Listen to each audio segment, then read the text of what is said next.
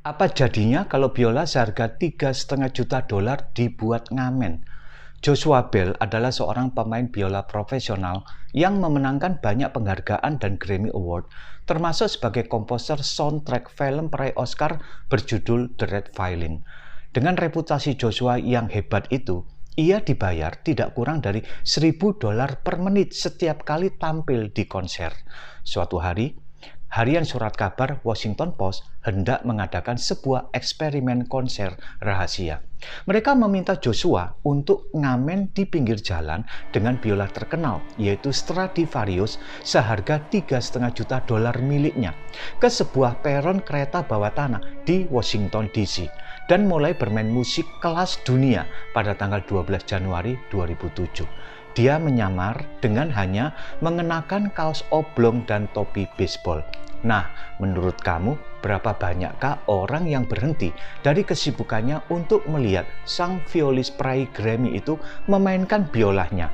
Selama konser tunggalnya selama 43 menit di kereta bawah tanah tersebut, dia mendapatkan uang sebesar $32,17. Tercatat sebanyak 1.097 orang lewat, ada 7 orang yang berhenti sejenak untuk mendengarkan, dan hanya ada 1 orang gadis cilik bernama Stacy yang berdiri paling lama dan menikmati dengan serius suara biola yang indah tersebut.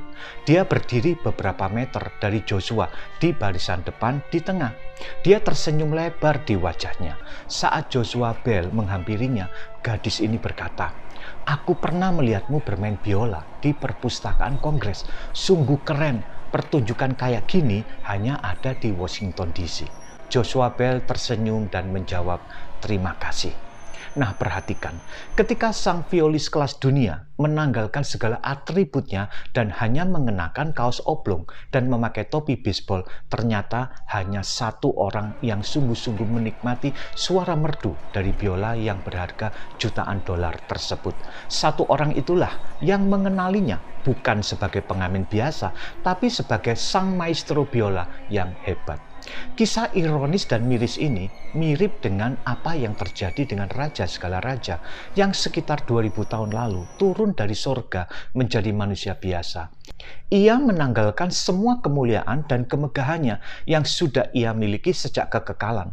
Yohanes mencatat demikian di pasal 1 ayat 10. Ia telah ada di dalam dunia dan dunia dijadikan olehnya, tetapi dunia tidak mengenalnya. Permainan simfoninya seharusnya menyadarkan dunia bahwa dia bukan manusia biasa. Lihatlah, yang sakit disembuhkan, yang buta diberikan penglihatan, yang tuli diberikan pendengaran, yang letih dan berbeban berat diberikan kelegaan, yang kehilangan harapan diberikan masa depan, dan yang mati diberikan hidup yang kekal. Ia mencari yang tersesat untuk dibawa pulang. Ia mencari orang berdosa untuk diberikan pengampunan. Ia mencari yang tertolak untuk diberikan tempat tinggal. Dan puncak kasihnya adalah ketika dia mati di kayu salib seperti penjahat besar, meskipun ia tak berdosa. Semua hinaan telah ia terima, semua luka telah ia rasakan. Ia menerima segala penderitaan itu dengan sukarela supaya kau dan aku diselamatkan. Ketika dunia gagal mengenalinya dan bahkan mengoloknya, namun kita melihatnya, yang tersalibkan itu bukan manusia biasa, tapi Sang Pencipta alam semesta yang membuktikan kasih-Nya kepada kita. Dia telah mati, namun bangkit kembali untuk kau dan aku. Amin.